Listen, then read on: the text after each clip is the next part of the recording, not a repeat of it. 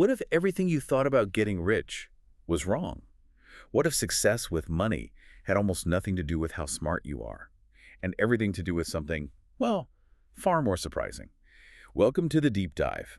Our mission today is to cut through all the noise and get straight to the insights. We're embarking on a deep dive into the human side of wealth. That's right. We're pulling key lessons from a comprehensive summary of the psychology of money. Exactly. And this isn't about deciphering complex financial models or, predicting market movements. It's really about understanding the often overlooked behaviors and emotions that truly dictate financial outcomes. We've got 21 crucial insights distilled from this powerful source. And by the end of this deep dive, you'll not only have practical, actionable takeaways, but also, hopefully, a completely fresh perspective on how to approach your finances, regardless of your current situation. Yeah, think of this as your shortcut to being genuinely well-informed on a topic that affects, well, literally everyone. So let's unpack this. Our first big theme completely redefines financial success. It turns out it's about behavior, not brilliance. This is lesson one right out of the gate. Money success is about behavior, not intelligence. And the source kicks us off with these incredible contrasting stories. On one hand, you have a brilliant tech executive, someone who actually invented part of Wi-Fi technology, made millions. Right. A genuine genius in his field. Totally. But he ended up completely broke. He'd carry thick stacks of $100 bills, brag constantly, and once, just for fun, threw $1,000 gold coins into the Pacific Ocean like skipping stones. Wow. Just threw them away. Yeah. And then on the other side, you have Ronald Reed, a janitor. Never made more than minimum wage. Okay. Yet he quietly saved and invested his whole life, and when he died, he left behind $8 million. $8 million. That's astonishing. The contrast is really stark, isn't it? Immense technical skill versus, well, just simple, consistent money habits. So why do you think so many people, even really smart people in other areas, struggle with this? What makes the emotional side of money so powerful? That's a great question. I think we're wired to seek order, right? Clear rules. And finance often looks like it should have them with all the numbers and charts. But the real game changer is our own internal stuff, our biases, our fears, our hopes. Finance isn't a hard science like physics. It's really a soft skill. It's built on psychology, emotion, self-control. A soft skill. I like that framing. Yeah, and think about it. Where else can someone with basically no formal education outperform someone with the best degrees in the field? You'd never see a high school dropout perform better heart surgery than a trained doctor, right? Of course not. But in finance, it happens all the time. Behavior trumps brilliance. So it sounds like you don't need to be a financial genius. You just need to kind of copy the janitor. Yeah. But what makes those simple habits so incredibly hard for us to actually do? Why do we chase complexity? That's the million-dollar question, isn't it? It goes against our intuition sometimes. We think more complex must mean better. Sophistication equals success, right? Yeah, it feels like it should. But the janitor understood something fundamental about human nature. Automate things, remove the friction, build in buffers. It's boring, yes, but incredibly effective because it bypasses our own worst impulses. So for you listening, the janitor had simple habits. Automated savings, avoided temptations, thought before buying. Exactly, and you can do the same. Automate your savings and investing. Seriously, set it up and forget it. It removes decision fatigue. Good point. And maybe delete those shopping apps. Or try waiting, say, 3 days before buying anything over $50. Stop looking for the secret strategy. Look in the mirror first. Fix the habits. That's a really powerful reminder. Real change starts with what we do. And speaking of behavior, isn't there like one fundamental, almost embarrassingly simple rule about wealth building that most people just miss? Oh, absolutely. That brings us straight to lesson 11, the one wealth rule everyone seems to ignore. Getting rich is simply about spending less money than you make. Sounds too simple. It does, but it's profound. Think about it. You have way more control over your spending than your income. Your boss controls your salary, the economy affects jobs, but you control every single dollar that leaves your account. Okay, I see that. And saving $100 is like getting a tax-free raise. If you earn an extra $100, you might only keep $70 after taxes, right? But if you save $100 you were going to spend, you keep the whole $100. Income gets you in the game, but your savings rate is what actually builds wealth. Right. So for you listening, here's a challenge. Look at your last month's spending. Can you find $200 you didn't really need?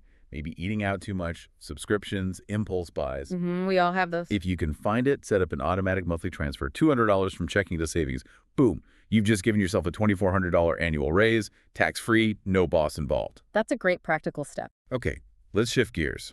Our second major theme, the illusion of wealth and the true value of money.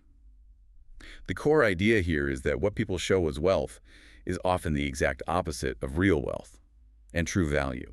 That lies in control and freedom. This is a really critical distinction because our perception gets so easily warped. We start with lesson 2, the Ferrari nobody cares about. Tell me more. Okay, so when you see someone driving a really expensive car, your first thought usually isn't, wow, that person driving is so cool. Probably not. More often, it's something like, wow, if I had that car, people would think I'm cool. The driver is almost invisible. You're just projecting yourself into that seat. That's painfully true. We use their car to fuel our own fantasy. Exactly, and it applies to everything: expensive clothes, huge houses, fancy watches. We think buying this stuff earns us respect, but mostly, other people just start wanting the same stuff for themselves. Or worse, maybe. Yeah, or worse. The people whose respect you actually value, maybe thoughtful, humble people, might even judge you negatively for flashy spending. They know that fancy car often just means fancy debt. So why do we keep falling into this trap? Trying to impress people who don't care, or who might even think less of us for it. It's deep social programming, isn't it? We equate visible consumption with success. But real status, the kind that matters, comes from things like kindness, humility, intelligence, generosity, not your watch. So the actionable advice for you? Before buying something expensive, mainly to impress others, just stop. Ask yourself, is this truly for need or is it for impression? If it's the latter, maybe don't buy it. Put that money towards something real, like your freedom. Nobody cares about your stuff nearly as much as you do. That connects perfectly to lesson 10. Wealth is what you don't see. We get that story of Roger, the guy driving a Porsche but actually broke. Right. The car got repossessed eventually. And you contrast him with Ronald Reed, our janitor friend, driving a rusty old truck but sitting on $8 million. It's such a powerful, counterintuitive truth. Real wealth is invisible. It's the money you didn't spend. It's quietly growing in an investment account, maybe funding future options. What people show you, the fancy car, the big house, it's the money they no longer have. So the spending is the evidence of money gone. Precisely. The person in the $100,000 car might be truly wealthy. Or they might just have a $100,000 car loan and be stressed about the payments. You just can't tell from the outside. Meanwhile, the person in the beat-up car Could be struggling, sure. Or they could have millions socked away and just genuinely not care about cars beyond getting from A to B. Real wealth is about having options, financial assets not yet spent. Fake wealth often just leaves you with payments and obligations. Okay, so a practical check for you listening. Look at your bank account monthly and ask honestly, am I getting richer or am I just looking richer? If you're buying things mainly to look wealthy, you're probably moving away from actual wealth. It's a hard truth sometimes. Which leads nicely into lesson 9. The one thing money actually buys. We've all heard money doesn't buy happiness, but maybe it buys something even more valuable. Yes, it buys control over your time. That is, arguably, the most valuable thing of all. Control over time. Explain that. The ability to wake up in the morning and say, I can do whatever I want today. That's the highest dividend money pays. Not fancy dinners, not designer clothes. It's autonomy. And most people use money wrong in this regard. I think so, often. They buy bigger houses that need more upkeep, nicer cars with higher insurance, more stuff that creates more problems and more obligations. What they should be prioritizing is buying freedom. Freedom-like. Freedom from jobs you hate just because you need the paycheck. Freedom from having to work weekends. Freedom from checking work email while you're supposed to be on vacation. That kind of real, tangible freedom. Okay, so for you listening, think about what genuinely makes you happier. A slightly newer phone, or the freedom to maybe take a lower paying but more fulfilling job because you have savings. Right. The people who figure this out early often live below their means. Not because they're cheap, but because they understand they're buying something far more valuable than stuff. They're buying options, flexibility, control. Here's a thought experiment for you. Yeah. Try tracking your ego costs for a month. You know, the fancy coffee when regular would do, the brand name item when the generic is fine, eating out just to show off. Add it up. Yeah, add it up. That number, that's how much your ego is costing you each month. Now imagine redirecting that money towards buying back your time, towards building that freedom fund. Powerful shift in perspective. All right, let's move into our third theme. navigating the realities of investing and risk. The core idea here seems to be that investing isn't about being perfect or predicting the future. It's more about understanding probabilities, the immense power of time, and crucially, preparing for the unexpected. Exactly. And this kicks off with lesson 3. Most of your investments will fail, and that's okay. Which sounds kind of scary. It does. How can that be okay? Well, look at Warren Buffett, arguably the greatest investor ever, right? He owned maybe 400 to 500 stocks in his lifetime. But guess what? He made the vast majority of his fortune from just 10 of them. 10 out of 500. Yeah. That means something like 98% of his investments were basically mediocre or even outright bad. Wow. So he was wrong most of the time. Technically, yes. And it's not just him. Think about Amazon. They've launched hundreds of products and services. Most failed. Remember the Figure phone? Oh, yeah, vaguely. Total flop. Right. But then you have Amazon Web Services and Prime. Those two things are so massively successful, they make all the failures completely irrelevant. Success often works like this. It's driven by a tiny number of huge wins. So what does this mean for you, the listener, knowing that even the best are wrong most of the time? How do you keep going? It totally reframes how you should think about failure. Most people quit too early because they think being wrong means they're bad at it. But in investing, and maybe in many parts of life, being wrong most of the time is part of the process. It's the cost of finding the big winners. So you can't predict the winners in advance. Nope. So you need to keep trying, keep taking shots, and crucially, don't let the inevitable failures knock you out of the game. The real winners aren't necessarily the ones who are right most often. They're the ones who can survive being wrong long enough for their few big wins to really pay off. Persistence is key then, and that ties straight into lesson 4, the power of time. You mentioned Buffett again, that he's worth something like $84 billion now. Yeah, around that. But here's the truly mind-blowing part from the source. $81.5 billion of that wealth came after he turned 65. Isn't that staggering? He started investing when he was just 10 years old. 10. It just perfectly illustrates the magic of compound interest. Your money earns returns, and then those returns start earning their own returns. Give it enough time, and the growth becomes exponential, almost unbelievable. So it's not about genius stock picks, really. Not primarily, no. Most people think investing success is about picking the right stock or timing the market perfectly. It's really not. It's overwhelmingly about giving your money time to compound. Decades, ideally. Every year you wait to start investing is growth you literally can never get back. Okay, so for you listening, remember that old saying about planting a tree? The best time was 20 years ago. The second best time is today. Start early, even if it's small, and just keep at it. If you haven't started, right now is the moment. Absolutely. Time is your greatest ally. But speaking of time and investing, there's definitely a cost involved, right? Which brings us to lesson 17, the price of getting rich. Stocks have historically returned, what, around 10% annually on average? Yeah, roughly, over the long term. But here's the kicker the source points out. You'll actually lose money on most days, something like 94% of the time. Even in a good year where you end up positive overall, your account will likely drop day to day. That's the hidden cost, the emotional price tag. It's the fear, the stress, the nagging doubt you feel while watching your hard-earned money seem to disappear, sometimes for months at a time. And most people try to avoid paying that price. Totally. They try to skip the fee, they sell when markets dip, trying to cut losses, and they try to jump back in when things feel safe again, usually after prices have already recovered. They want the nice returns without the scary volatility. But you can't have one without the other. It's like trying to enjoy Disneyland without paying the admission fee. It doesn't work.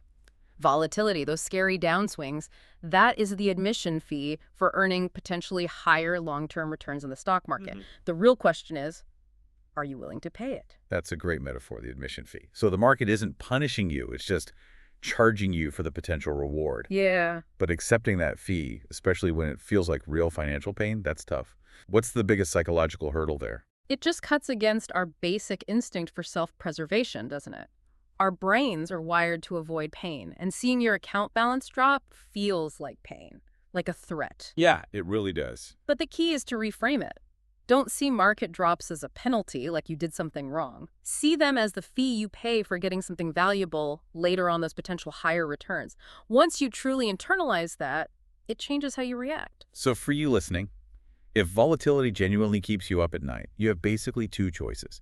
Accept lower returns from safer investments like bonds or cash, which is perfectly fine. Yeah. Or learn to accept market drops as the normal expected price you pay for the chance at life-changing wealth over the long run. Choose the path that lets you stick with the plan. Okay, now this is a fascinating insight. Lesson 8, getting money and keeping money are totally different skills. We get this incredible cautionary tale of Jesse Livermore. Ah, yes, the famous trader. He made the equivalent of $3 billion in one day during the 1929 crash. Briefly, the richest man in America. An unbelievable feat of market timing and risk-taking. But 4 years later, he was completely broke and tragically took his own life.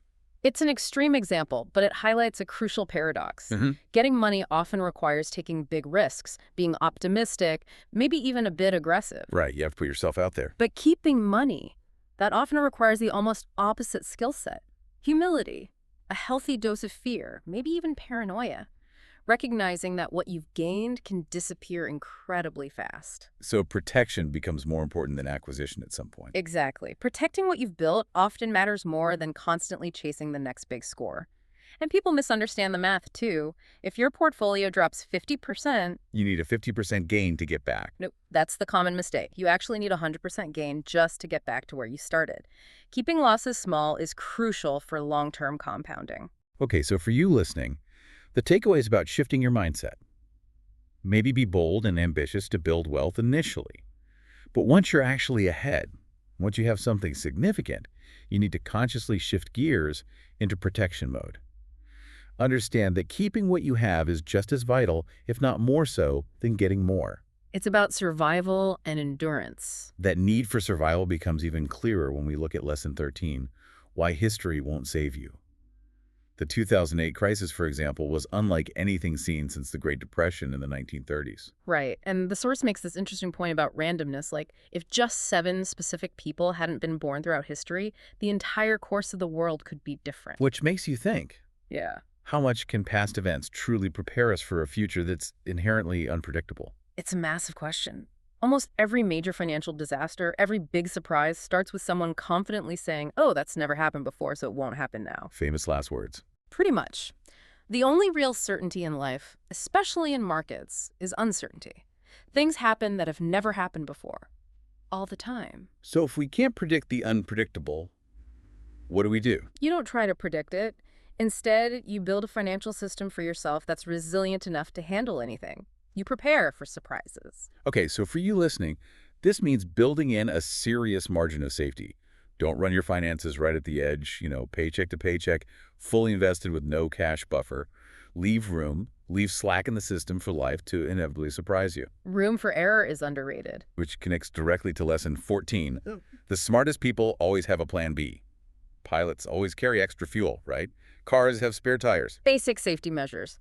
But people often plan their finances, assuming everything will go perfectly according to plan, with no backup, no cushion. And the hard truth is, you can do everything right. Make all the smart moves, follow all the best advice, and still get absolutely crushed by just plain bad luck. Like getting laid off unexpectedly, or a health crisis. Exactly. Or having the best business idea ever, but launching it right before a sudden recession hits. The winners in the long run aren't always the ones who predict the future best. They're often the ones who simply survive when their predictions inevitably turn out wrong. Survival is key. So Yeah. for you listening, a concrete action. Start building that survival fund today. Figure out 6 months of your essential living expenses, then commit, maybe save $100 a month, whatever you can manage, until you hit that goal. Even small amounts add up. Yes, it's boring money. It just sits there, probably earning very little interest. But that boring money, that's what keeps you in the game when your exciting, brilliant plans fall apart. It buys you time, it buys you options, it prevents forced, panicked decisions. Couldn't agree more. That buffer is freedom. Okay, let's shift to our fourth theme now, the human element. This is all about psychology, perception, and the fact that we change over time. Your financial decisions are deeply personal, aren't they? Influenced by your past, your feelings. Absolutely. It's not just numbers on a page. This starts with lesson 5, which is simply, you are not crazy. Explain that. What does it mean? Think about it. Maybe your friend thinks you're insane for wanting to quit your stable job to start a business. Your parents think you're crazy for not appreciating the security of a regular paycheck. Your partner thinks you're nuts for saving so much instead of going out more. Yeah, that sounds familiar.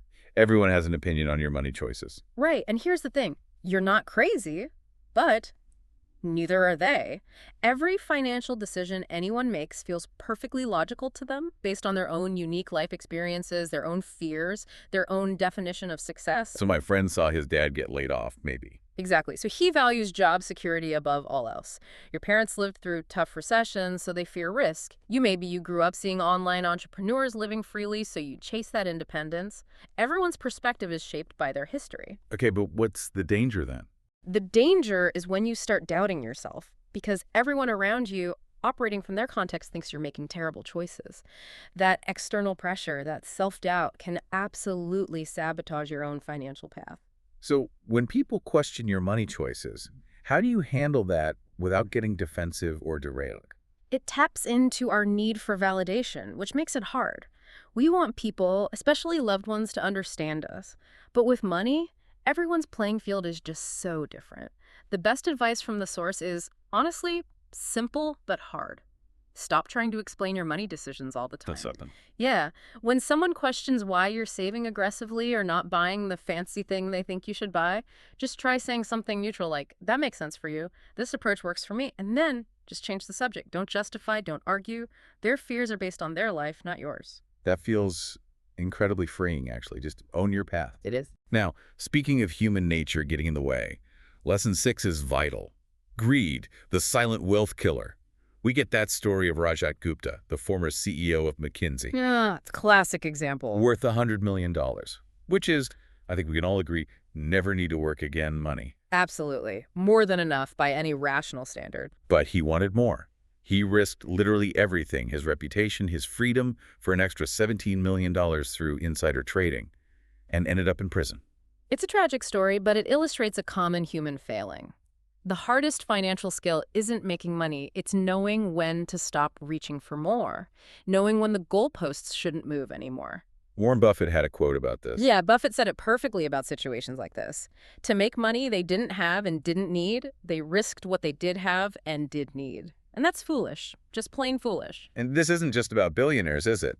Not at all. We all face versions of this. It's when you have a perfectly good, stable financial situation, but you chase some risky, speculative investment you don't really understand because you heard someone got rich quick. Or you take on way too much debt for a lifestyle upgrade you don't truly need. It sounds like the core problem is not being able to define enough. Why is that so hard for us? Why do we always want more? Because enough feels like a finish line, and society constantly tells us there is no finish line. Keep striving, keep acquiring, keep upgrading. The commercial, social media, it's a constant barrage of more. So you have to actively define it yourself. You absolutely have to. Define your own enough based on what truly brings you security and happiness, and then have the discipline to stick to it. So, for you listening, a simple check before any big financial move. Ask yourself honestly, am I risking something I have and truly need, like my house, my core savings, for something I don't have and don't actually need? If the answer is yes, just don't do it. Knowing when you have enough is maybe the ultimate financial superpower. That's powerful. Okay, let's talk about lesson 7, luck. We hear about Bill Gates again. He went to literally the only high school in the world at the time that had a computer. 1 in a million odds, basically. Incredible luck. But then his friend Ken Evans, who was apparently just as smart, just as driven, died in a mountaineering accident before they even graduated. Also 1 in a million odds, but tragically unlucky. Same improbable odds, completely opposite outcomes. It's incredibly humbling, isn't it? Yeah, It forces you to acknowledge the sheer randomness that plays a huge role in life. definitely. People tend to overestimate the role of skill in their successes and underestimate the role of luck. And conversely, they often overestimate skill in others' failures and underestimate the role of bad luck. And luck cuts both ways. Absolutely. Good luck can propel you, bad luck can derail you. The problem is, most people don't really prepare for either extreme. They assume good times will last forever, and they don't build buffers for when bad times inevitably hit. So when we talk about preparing for luck, especially bad luck, how do you prepare for something that's by definition random and unpredictable? What's the practical step for you listening? Well, You can't control when bad luck will strike or what form it will take, but you can absolutely control how prepared you are, how resilient you are, how long you can survive when it does hit. Survival again. Yeah. If you have enough savings, enough cushion, you can ride out the storm, whether it's a job loss, a health issue, a market crash. You survive long enough for conditions to improve or for good luck to find you again. So the actionable advice. Start building that buffer. Even just saving $50 a week specifically for bad luck, call it your emergency fund, your life happens, fun, whatever. Just build it. Because when bad luck hits, and it probably will in some form eventually, that cushion is what allows you to endure without being forced into disastrous decisions. Got it. Okay, let's talk about lesson 12. You don't need to be rational, just reasonable. This one's intriguing. The source uses this wild example of Dr. Julius Wagner-Jahr. Oh yeah, the malaria cure for syphilis guy. Exactly. Won a Nobel Prize for it. Rational from a purely bizarre scientific perspective at the time, maybe, but utterly insane from a practical human standpoint. Completely bonkers, yeah. And then you contrast that with Harry Markowitz, another Nobel winner, this time for a complex investment portfolio formula. But how did he invest his own money? Not using his own complex formula, he just split it 50-50 between stocks and bonds. Why? His reason was purely emotional. I didn't want to regret whatever happened.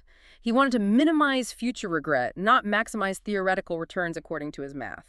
He chose reasonable over strictly rational. So what's the key difference here between rational and reasonable in finance? Rational often means mathematically optimal, the perfect answer on a spreadsheet based on historical data and probabilities. Reasonable means finding an approach that you, as a flawed, emotional human being, can actually stick with long term, especially through tough times. The spreadsheet answer might not be the sleep at night answer.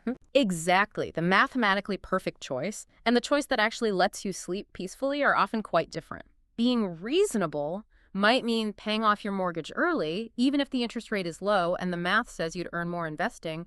Why? Because the peace of mind from being debt-free is worth more to you than the extra potential return. That's reasonable. Okay, so for you listening, give yourself permission to not be perfectly rational. Stop beating yourself up for not following the absolute optimal financial plan you read about online. You're human. The best strategy isn't the one that looks smartest on paper. It's the one you can actually stick with consistently, year after year, even when markets are crashing and your gut is screaming, sell. Peace of mind. The ability to sleep at night, that often matters way more than squeezing out an extra 1% return. But isn't there a risk there? That people become too reasonable, maybe too conservative, and miss out on necessary growth by playing it too safe?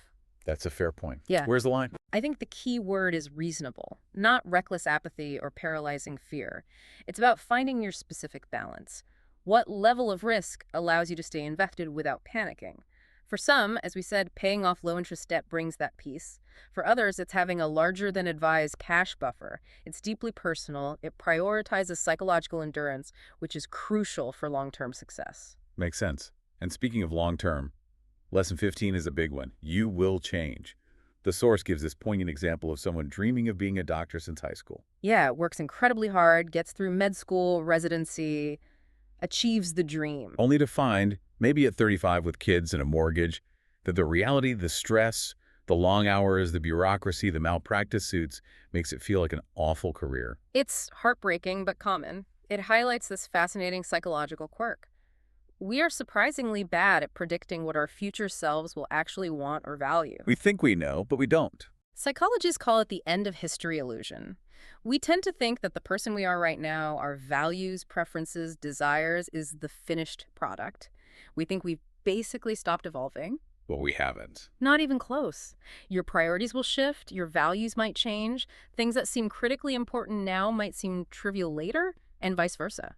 This is why locking yourself into extremely rigid long-term financial plans without flexibility can be a real trap. The future, you might want something completely different. So how do you plan financially for a future self you can't even accurately predict? How do you build a plan that allows for that inevitable change? The key words are flexibility and optionality. Build a plan that leaves room to adapt. Don't overcommit to hyper-specific, rigid goals decades down the line without building in escape hatches or regular review points. Wealth isn't just about the money then. Right. Real wealth provides freedom. Freedom not just from poverty, but freedom to some extent from the decisions made by past versions of yourself. Build a financial life that allows you to pivot, to change your mind, to pursue new interests as you evolve, without being financially trapped by choices you made 10 or 20 years ago.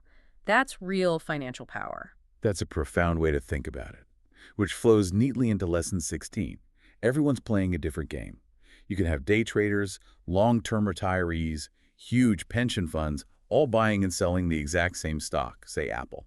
Same stock, totally different objectives. But they're playing by completely different rules. Yeah, Different goals, different time horizons, different risk tolerances. absolutely. A day trader might be looking to make a small profit in the next few hours or days. A retiree might be relying on dividends for income and wants stability. A pension fund is investing for decades. So the danger comes when you take advice from someone playing a different game. Huge danger. That YouTube guru telling you to pile into some speculative crypto might be planning to sell it next week based on some short-term chart pattern. That advice might work for his game. High risk, short timeline. But if your game is saving for retirement in 20 years, following his advice could absolutely destroy you. So how do you filter advice then? Whose advice should you actually listen to? Before you take any financial advice from a friend, a family member, an online personality, even a professional, you have to ask yourself one critical question. What game is this person playing? Are their goals, their timeline, their tolerance for risk even remotely similar to mine? And if the answer is no? Then you can probably safely ignore their advice no matter how confident or smart they sound. It might be great advice for their game, but totally wrong for yours. Context is everything. Okay, now Lesson 19 feels really fundamental, the stories we tell ourselves. The source uses the 2007-2009 financial crisis as an example. The U.S. economy lost something like $16 trillion in paper wealth, 10 million jobs vanished. Yeah, a massive economic shock. But physically, nothing actually changed. The buildings were still standing, the factories were still there, people still had their skills. What did change? The story. The narrative we collectively told ourselves about the economy shifted dramatically. It went from house prices always go up, everyone's getting rich, to everything is collapsing, the sky is falling, trust nothing. And that change in story had massive real-world consequences. Immense consequences. It shows just how powerful our subjective narratives are in shaping financial reality. The story you tell yourself about money, like internally. Do you tell yourself, I'm just bad with money? Or do you tell yourself, I'm learning, I'm getting better with money every month? That internal narrative has a huge impact. Your story becomes your reality. To a large extent, yes. Your beliefs about money, about your own capabilities, about risk, about the future, they drive your decisions, which in turn create your financial outcomes. Your story often shapes your reality more than the objective numbers do. Wow. So, for you listening, maybe take a moment later today. Actually write down the main story you currently tell yourself about money. Is it empowering? Is it limiting? And then consciously think about whether that story is actually helping you or hurting you. Can you reframe it? That's a fantastic exercise. And speaking of stories and narratives, Lesson 20. Why bad news sells better than good news. Think about the regular news cycle. It's dominated by conflict, disaster, scandal, right? Always. If it bleeds, it leads. And financial news is often the same. Constant focus on potential crashes, recessions brewing, this or that sector collapsing. It often ignores the slow, steady, almost boring reality of long-term growth and compounding that actually builds most wealth. It's pure psychology. Optimism is often gradual and diffuse, so it's kind of boring. Pessimism is sudden, specific, and threatening, so it's exciting. It grabs our attention. Our brains are wired for threats. Exactly. That wiring kept our ancestors alive when actual saber-toothed tigers were roaming around. Pay attention to the threat.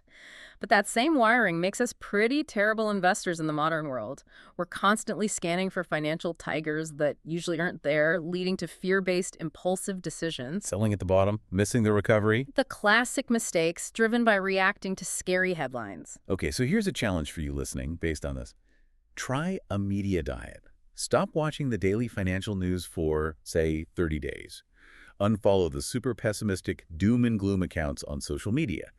Instead, maybe commit to checking your actual investment balances only once a month or even once a quarter. Detach from the noise. Yeah. You'll likely realize the world isn't ending nearly as often as the headlines scream it is, and you'll free up a ton of emotional energy for things that actually matter. Sound advice. All right, let's bring it all together with our final theme. Synthesizing it all, simple rules for a resilient financial life. The core idea here seems to be that lasting success isn't about finding some complex secret sauce. It's about consistently applying simple, maybe even boring principles that are tailored to your personal goals. Exactly. And Lesson 18 sums this up beautifully with 6 rules that actually work. These are worth listing. Go for it. Okay. 1, be humble when things go well and be forgiving when they go wrong. Remember, luck plays a huge role both ways. Okay. 2, save money. Not necessarily for a specific goal, like a car or a down payment, but just save. Savings without a specific purpose gives you incredible flexibility and options when life throws curveballs. Undirected savings are powerful. Got it. 3, manage your money in a way that helps you sleep at night. Prioritize your psychological endurance stickability over what looks mathematically perfect on paper. Reasonable over rational again. 4, increase your time horizon. Think in decades, not days or quarters. Compounding needs time. Long game. 5, become comfortable with a lot of things going wrong. Accept that most of your individual bets or ideas might not pan out. Your few big wins will likely cover the misses if you stick with it. Embrace the failure rate. And 6, use money primarily to gain control over your time. That's the biggest, most impactful problem related to happiness that money can actually solve. Control over time. That keeps coming up. Because it's central. Now, these 6 rules, they sound simple, like really simple. They are simple. They don't require an MBA or complex spreadsheets. But simple doesn't mean easy, does it? Especially when fear or greed kicks in or the market's going crazy. Not easy at all. Sticking to simple rules during emotional turmoil is incredibly hard. That's the real challenge. And finally, we land on Lesson 21, what you should do with your money.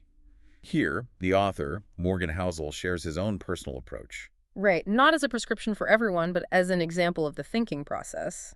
Exactly. His primary goal isn't maximizing returns, it's independence.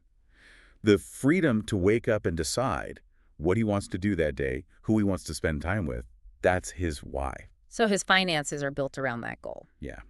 He and his wife live well below their means. Yeah. They own their house outright, which he openly admits was probably not the financially optimal decision. It is the best emotional decision for them. Peace of mind trumped optimization. Precisely. And they keep a significant chunk of their assets, maybe around 20%, in cash. Way more than most financial advisors would recommend. Why so much cash? His reasoning is purely psychological, to ensure they never feel forced to sell their investments during a market crash just to cover living expenses. That cash buffer lets them ride out downturns without panic. Every decision comes back to that core question. Does this help us sleep better at night? It's a fantastic illustration of building a system around your personal definition of reasonable and your ultimate goal. So the crucial takeaway for you listening isn't to copy his exact 20% cash allocation or pay off your mortgage immediately. No, definitely not. His reasonable might be very different from yours. The point is to understand the philosophy behind it. Figure out what you truly want money to do for you. What does independence look like in your life? What helps you sleep at night? Then build your simple, resilient system around those answers. Your plan needs to fit you. So, for you listening, aim for a financial plan that's simple enough that you actually understand it and can stick with it for decades. Make it flexible enough to adapt as you inevitably change over time.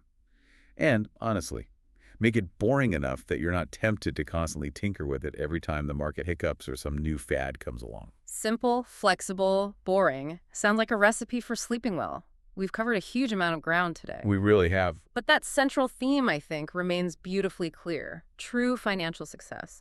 It isn't primarily about complex calculations or perfectly timing the market. No? It's about mastering your own behavior, understanding what money is really for in your life, and embracing a reasonable, flexible, long-term approach to navigating a world that's inherently unpredictable. So, think back to the start. You've heard how the janitor, Ronald Read, built millions in quiet, invisible wealth through simple habits, and how the brilliant tech genius lost everything because his behavior was out of control. What if the most powerful financial asset you possess isn't your income or your investment portfolio, but simply your ability to understand and control your own story about money, your ability to define enough on your own terms, and ultimately your ability to use money to buy the greatest luxury of all, control over your own time?